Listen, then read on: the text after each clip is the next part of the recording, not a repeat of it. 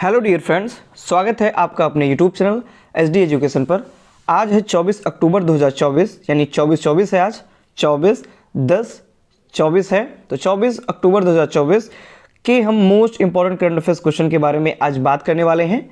जैसा कि आप सभी लोग जानते हैं कि हम अपने इस वीडियो में जो भी उस दिन के इंपॉर्टेंट करंट अफेयर्स क्वेश्चन होते हैं उन सभी क्वेश्चन को यहाँ पर कवर किया जाता है। साथ ही साथ जो भी इंपॉर्टेंट एक्सप्लेनेशन होती है, इंपॉर्टेंट जो पॉइंट बनते हैं, इंपॉर्टेंट जो फैक्ट होते हैं, उन सभी को यहाँ पर बहुत ही आसानी से उनको बताया जाता है। उन जो पॉइंट्स होते हैं उनको कवर किया जाता है।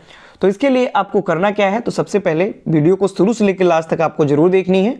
और अगर आप वीडियो पर पहली बार आए हैं तो वीडियो को लाइक करना है, अपने दोस्तों के साथ वीडियो को अधिक से अधिक शेयर करना है और चैनल को सब्सक्राइब भी करना है। तो बढ़ेंगे हम वीडियो में आगे की ओर और बात करेंगे आज के सबसे पहले इंपॉर्टेंट प्रश्न की। तो आज का जो हमारा इंपॉर्टेंट प्रश्न है, हाल ही में किसने राष्ट्रीय डेयरी विकास बोर्ड, जिसे NDDB के नाम से जाना जाता है, इसकी हीरक जयंती समारोह की अध्यक्षता की? यानी कि किसने राष्ट्रीय डेयरी विकास बोर्ड की जो भी हीरक जयंती हुई उसके समारोह की अध्यक्षता की है? तो ए ऑप्शन है पीयूष गोयल, बी ऑप्शन है सुनील मित्तल, सी ऑप्शन है अमित शाह और डी ऑप्शन है राजनाथ सिंह। तो इस प्रश्न का सही जवाब है ऑप्शन नंबर सी, यानी अमित शाह जी ने राष्ट्रीय डेयरी विकास बोर्ड की हीरक जयंती समारोह की अध्यक्षता की। अमित शाह जी जो कि सहकारिता मंत्री भी हैं, यानी कि ये गृह मंत्री हैं, उसके साथ साथ सहकारिता मंत्रालय भी ये देखते हैं, तो इसीलिए इन्होंने राष्ट्रीय डेयरी विकास बोर्ड की हीरक जयंती समारोह की अध्यक्षता भी की हुई है। अगर हम डिटेल में इसके बारे में बात करें तो सहकारिता मंत्री यानी गृह मंत्री हैं, साथ साथ सहकारिता मंत्री भी हैं। तो सहकारिता मंत्री अमित शाह ने राष्ट्रीय डेयरी विकास बोर्ड के हीरक जयंती समारोह और त्रिभुवन दास पटेल की जयंती की अध्यक्षता इन्होंने की हुई है। यानी इसी दिन त्रिभुवन दास पटेल की जयंती भी मनाई गई और उसी के उपलक्ष्य में राष्ट्रीय डेयरी विकास बोर्ड की हीरक जयंती समारोह का भी आयोजन किया गया। ये जो आयोजन है कब हुआ, तो 22 अक्टूबर 2024 को आनंद जो कि गुजरात में स्थित है वहां पर इसका आयोजन किया गया। हीरक जयंती क्या होती है, तो किसी संगठन की जो 60वीं वर्षगांठ होती है उसको हीरक जयंती कहा जाता है। यानी कि 60 वर्ष अगर पूरे होते हैं, किसी भी संगठन हो गया या कुछ भी हो गया, अगर 60 वर्ष पूरे होते हैं तो उसे हीरक जयंती के नाम से जाना जाता है। तो राष्ट्रीय डेयरी विकास बोर्ड यानी NDDB के 60 वर्ष पूरे हुए हैं, जिस कारण इसकी हीरक जयंती मनाई गई। और इस जयंती का जो उद्घाटन है या कह सकते हैं इसकी जो अध्यक्षता है वो सहकारिता मंत्री अमित शाह जो कि गृह मंत्री भी हैं, इन्होंने की हुई है। ऑपरेशन फ्लड की बात करें तो ऑपरेशन फ्लड की जो सफलता ने 1998 से भारत को दुनिया में दूध का सबसे बड़ा उत्पादक देश बना दिया है। यानी वर्तमान में भी अगर बात की जाए तो जो दूध उत्पादन में जो भारत है वो दुनिया का दूध का सबसे बड़ा उत्पादक देश बना हुआ है ऑपरेशन फ्लड। और जो कि ऑपरेशन फ्लड है ये दुग्ध उत्पादन से ही संबंधित है। और फिर आगे हम बढ़ेंगे अगले क्वेश्चन की तरफ। तो अगला क्वेश्चन है हमारा, हाल ही में भारत और किस देश ने द्विपक्षीय संयुक्त सैन्य प्रशिक्षण अभ्यास शुरू किया है? यानी भारत और किस देश ने मिलकर के, दो देशों ने मिलकर के द्विपक्षीय संयुक्त सैन्य प्रशिक्षण अभ्यास जो है उसको शुरू किया? तो ए ऑप्शन है श्रीलंका, बी ऑप्शन है सिंगापुर, सी ऑप्शन है नेपाल और डी ऑप्शन है बांग्लादेश। तो इस प्रश्न का सही जवाब है ऑप्शन नंबर बी, यानी सिंगापुर और भारत इन दोनों ने मिलकर के द्विपक्षीय संयुक्त सैन्य प्रशिक्षण अभ्यास शुरू किया है। इसके बारे में हम डिटेल में अगर हम जानें तो भारत तथा सिंगापुर द्विपक्षीय संयुक्त सैन्य प्रशिक्षण अभ्यास का आयोजन किया जा रहा है। और यह आयोजन कहाँ किया जा रहा है, तो यह जो आयोजन है वह 21 अक्टूबर 2024 को पश्चिम बंगाल के कलाईकुंडा वायुसेना अड्डा है वहां पर ये किया जा रहा है। ये द्विपक्षीय संयुक्त सैन्य प्रशिक्षण अभ्यास भारतीय वायुसेना और सिंगापुर गणराज्य वायुसेना का यह संयुक्त सैन्य अभ्यास 21 नवंबर 2024 को आयोजित किया गया। बढ़ेंगे हम आगे अगले क्वेश्चन की तरफ। तो नेक्स्ट क्वेश्चन है हमारा, हाल ही में ब्रिक्स समिट 2024 कहां आयोजित किया जा रहा है? मोस्ट इंपॉर्टेंट क्वेश्चन है। ब्रिक्स इंपॉर्टेंट नहीं, ये मोस्ट इंपॉर्टेंट है। और जो ब्रिक्स सम्मेलन है, ब्रिक्स जो समिट है 2024, ये कहां पर आयोजित किया जा रहा है? तो ए ऑप्शन है अमेरिका, बी ऑप्शन है रूस, सी ऑप्शन है चीन और डी ऑप्शन है भारत। तो इस प्रश्न का सही जवाब है ऑप्शन नंबर बी, यानी कि ब्रिक्स समिट 2024 का जो आयोजन है वो रूस में किया जा रहा है। रूस यानी कि आप यहां पर देख सकते हैं आर, यानी होता क्या है इसमें, जो इस देश के संस्थापक सदस्य हैं जिसमें ब्राज़ील, रूस, इंडिया, चाइना और साउथ अफ्रीका, तो ये 5 कंट्री के नाम पर ही ब्रिक्स का नाम रखा गया है। यानी ब्रिक्स का अगर फुल फॉर्म देखा जाए तो B for Brazil, R for रूस या रसिया कह सकते हैं, I for India, C for China और एस फॉर होता है साउथ अफ्रीका। तो इन्हीं 5 कंट्री ने मिल करके ही इसको इसके द्वारा ही बनाया गया है ये ब्रिक्स का फुल फॉर्म। और इसके जो देश हैं, ये संस्थापक देश हैं, इन्हीं के क्रम से ये प्रत्येक वर्ष जो है वो समिट का आयोजन भी किया जाता है। जैसे इस बार 2024 का जो है वो रूस में किया जा रहा है, तो जो अगला समिट होगा वो आर के बाद आई आता है, और आई मतलब इंडिया। तो अगला समिट जो होगा 2025 में जो होगा वो इंडिया में किया जाएगा। फिर इंडिया में जो किया जाएगा, फिर उसके बाद जो होगा वो यानी 2026 वाला, वो फिर अगला लेटर सी है और सी फॉर चाइना, तो वो चाइना में होगा। फिर चाइना के बाद जो होगा वो एस यानी कि साउथ अफ्रीका, तो उसके अगले साल का जो होगा वो साउथ अफ्रीका में होगा। इस प्रकार इस नाम के द्वारा ही प्रत्येक वर्ष जो समिट है, जो सम्मेलन है, वो मतलब उसी कंट्री के द्वारा होस्ट किया जाता है। शुरुआत जैसे मतलब मान लें जो बी फॉर ब्राज़ील है, तो ब्राज़ील ने अगर समिट का सम्मेलन ब्राज़ील में अगर हुआ, ब्रिक्स का सम्मेलन, तो अगले वर्ष जो होगा वो रूस में होगा। फिर रूस के बाद जो अगले वर्ष होगा वो इंडिया में होगा।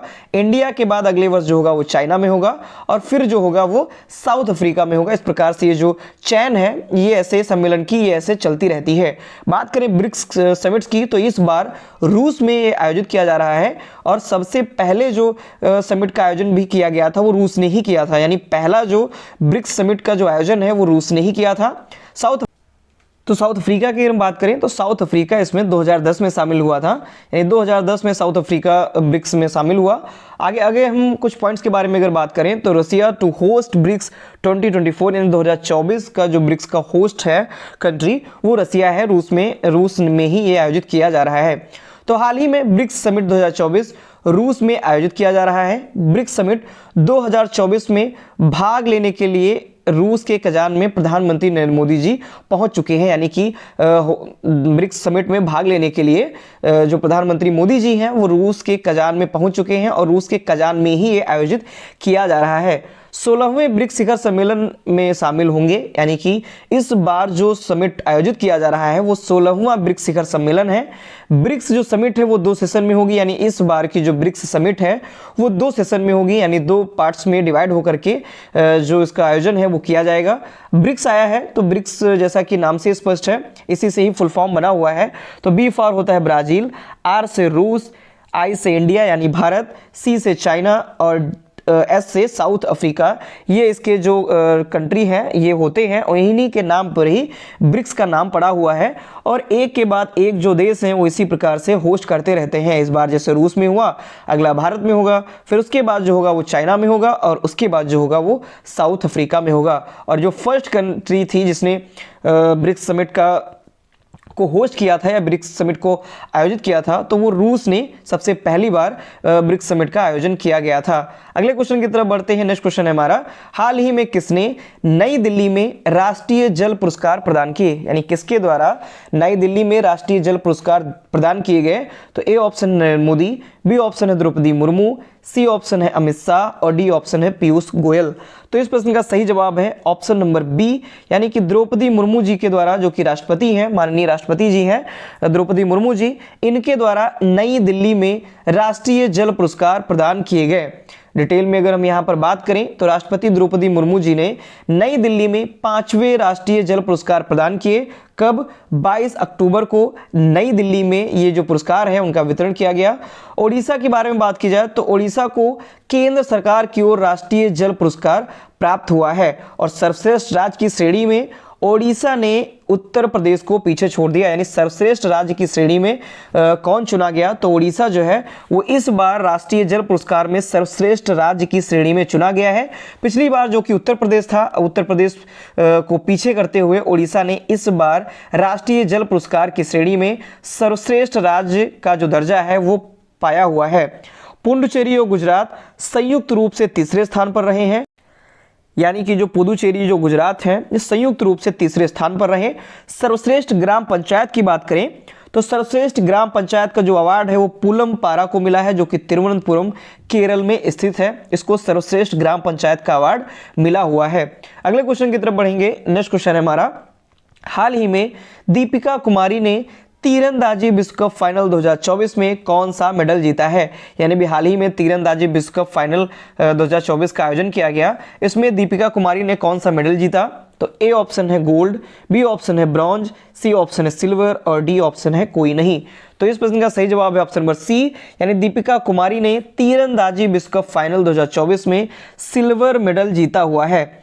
आगे अगर हम डिटेल में बात करें तो दीपिका कुमारी ने तीरंदाजी विश्व कप फाइनल 2024 में सिल्वर मेडल जीता।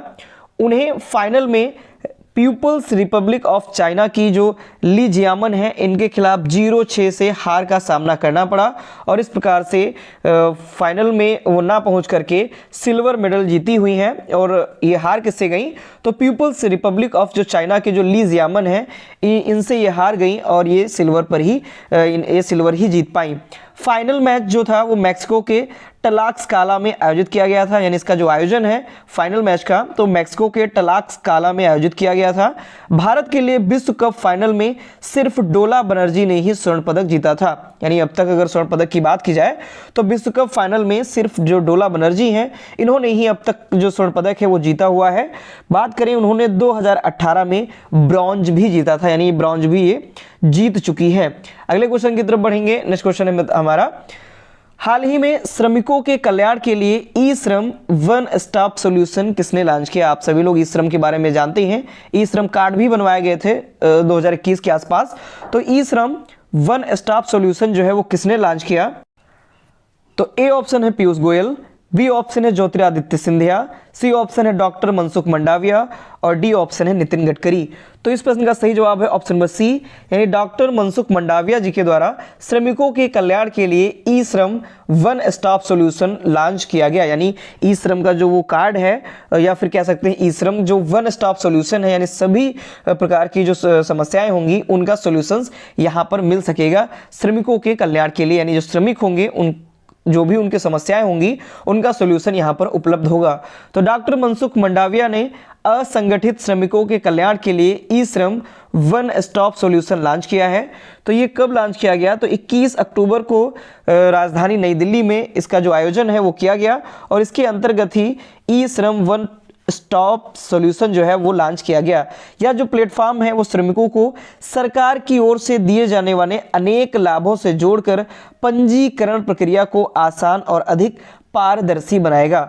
ई श्रम पोर्टल के बारे में बात की जाए तो 26 अगस्त 2021 में लॉन्च किया गया था। ई श्रम पोर्टल 26 अगस्त 2021 में इसको लॉन्च किया गया था। अगले प्रश्न की तरफ बढ़ेंगे। नेक्स्ट क्वेश्चन है हमारा, हाल ही में कहां पर छठे भारत सिंगापुर रक्षा मंत्री स्तरीय संवाद 2024 का आयोजन किया गया? यानी कि भारत और सिंगापुर के जो रक्षा मंत्री का जो संवाद है 2024 का, इसका आयोजन कहां पर हुआ? तो ए ऑप्शन है नई दिल्ली, बी ऑप्शन है उत्तर प्रदेश, सी ऑप्शन है चेन्नई और डी ऑप्शन है नोएडा। तो इस प्रश्न का सही जवाब है ऑप्शन नंबर ए, यानी नई दिल्ली में 6 यानी 6वां संस्करण है भारत सिंगापुर रक्षा मंत्री स्तरीय संवाद 2024। इसका आयोजन नई दिल्ली में किया गया और जैसा कि नाम से स्पष्ट है रक्षा मंत्री स्तरीय संवाद, तो यहाँ पर जो देशों के रक्षा मंत्री होते हैं, जैसे भारत में अमित शाह जी, भारत में राजनाथ सिंह जी हैं यहाँ पर रक्षा मंत्री, तो जो ये दो देशों के बीच में भारत और सिंगापुर के बीच में जो रक्षा मंत्री होते हैं उनके बीच में ये जो बैठक होती है और इसमें मंत्री स्तरीय संवाद, रक्षा मंत्री स्तरीय संवाद होता है। तो हाल ही में नई दिल्ली ने छठे भारत सिंगापुर रक्षा मंत्री स्तरीय संवाद 2024 की मेजबानी की।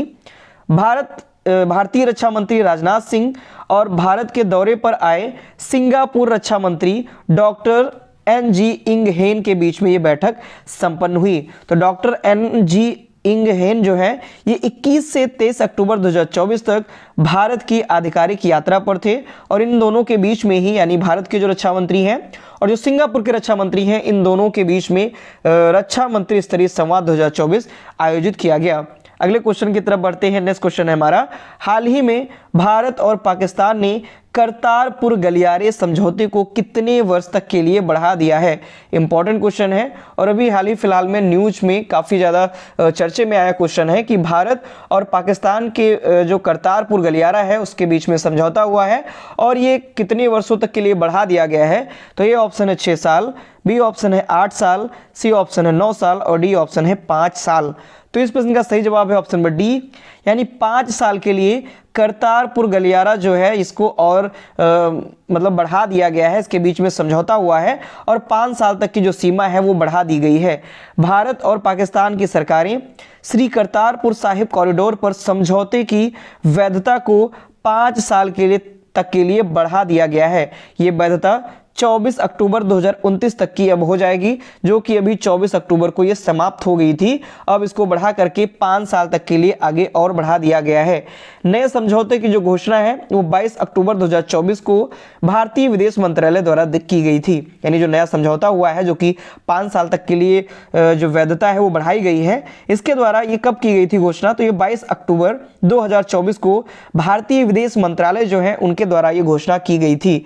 बात करें अभी हाल ही फिलहाल में संघाई सहयोग संगठन 2024 यानी एससीओ 2024 का जो आयोजन है वो पाकिस्तान इस्लामाबाद में हुआ और वहां पर भारत के जो विदेश मंत्री हैं डॉक्टर एस जयशंकर प्रसाद जी, ये वहां पर गए हुए थे उस मीटिंग में हिस्सा लेने के लिए, उस मीटिंग में भाग लेने के लिए, और वहीं पर कुछ बैठकें हुई जिससे कई सारे महत्वपूर्ण जो पॉइंट्स हैं वो निकल करके आए हुए हैं।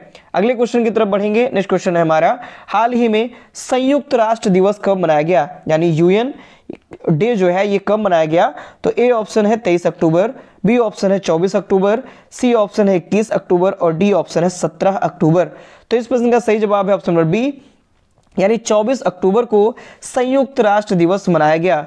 आप आर्टिकल में भी देख सकते हैं। अगर हम डिटेल में इसके बारे में बात करें तो हर साल 24 अक्टूबर को संयुक्त राष्ट्र दिवस के रूप में मनाया जाता है। इसे संयुक्त राष्ट्र संघ द्वारा 1971 में अंतर्राष्ट्रीय स्तर पर मनाया जाने की घोषणा की गई थी। यानी संयुक्त राष्ट्र संघ के द्वारा ही 1971 में इसको अंतर्राष्ट्रीय स्तर पर मनाए जाने की जो घोषणा है वो की गई थी। तब से ये पूरे ऑल वर्ल्ड में ये जो है संयुक्त राष्ट्र दिवस ये मनाया जाता है।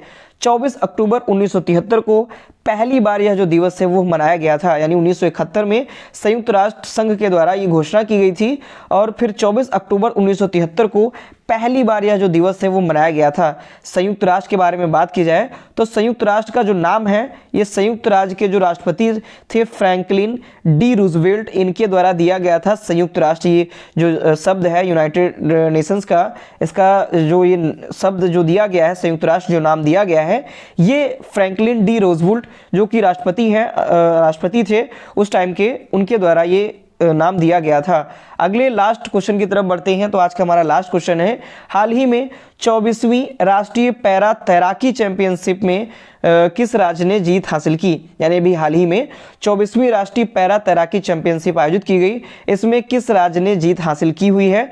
तो ए ऑप्शन है केरल, बी ऑप्शन है उत्तर प्रदेश, सी ऑप्शन है कर्नाटक और डी ऑप्शन है महाराष्ट्र। तो इस प्रश्न का सही जवाब है ऑप्शन नंबर सी, यानी कर्नाटक राज्य ने 24वीं राष्ट्रीय पैरा तैराकी चैंपियनशिप में जीत हासिल कर ली है। आप आर्टिकल में भी देख सकते हैं, Karnataka trims at 24th national para swimming championship, इसमें इन्होंने जीत हासिल कर ली है। तो हाल ही में 24वीं राष्ट्रीय पैरा तैराकी चैंपियनशिप में कर्नाटक ने जीत हासिल कर ली।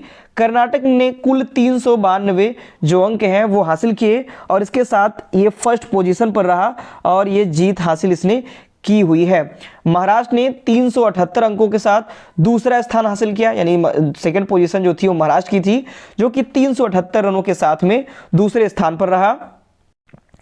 आगे अगर हम बात करें राजस्थान, जो कि 248 अंकों के साथ तीसरे स्थान पर रहा। तो फर्स्ट पोजीशन जो रही वो कर्नाटक की रही, सेकंड पोजीशन जो रही वो महाराष्ट्र की रही और थर्ड पोजीशन राजस्थान जो कि 248 अंकों के साथ तीसरे स्थान पर रहा है। 24वीं राष्ट्रीय पैरा तैराकी चैंपियनशिप का जो आयोजन है वो पणजी गोवा में हुआ। यानी कि ये जो आयोजन किया गया राष्ट्रीय पैरा तैराकी चैंपियनशिप का, इसका आयोजन पणजी गोवा में हुआ था। जो आयोजन है ये para Olympic committee of India यानी पीसीआई और गोवा पैरालंपिक एसोसिएशन द्वारा इसका आयोजन किया गया। यानी आयोजनकर्ता कौन थे? तो पैरालंपिक कमेटी ऑफ इंडिया तथा गोवा पैरालंपिक एसोसिएशन, इनके द्वारा ये आयोजन किया गया था। तो ये थे आज के हमारे मोस्ट इंपॉर्टेंट करंट अफेयर्स के जो क्वेश्चन है वो रहे। अगर आपको ये क्वेश्चन पसंद आते हैं, अगर ये वीडियो आपको पसंद आती है जो डिटेल में बताया जाता है, अगर वो आपको पसंद आता है तो उसके लिए प्लीज़ वीडियो को लाइक करें, अपने दोस्तों के साथ वीडियो को अधिक से अधिक शेयर करें और हमारे चैनल को सब्सक्राइब भी करें। धन्यवाद।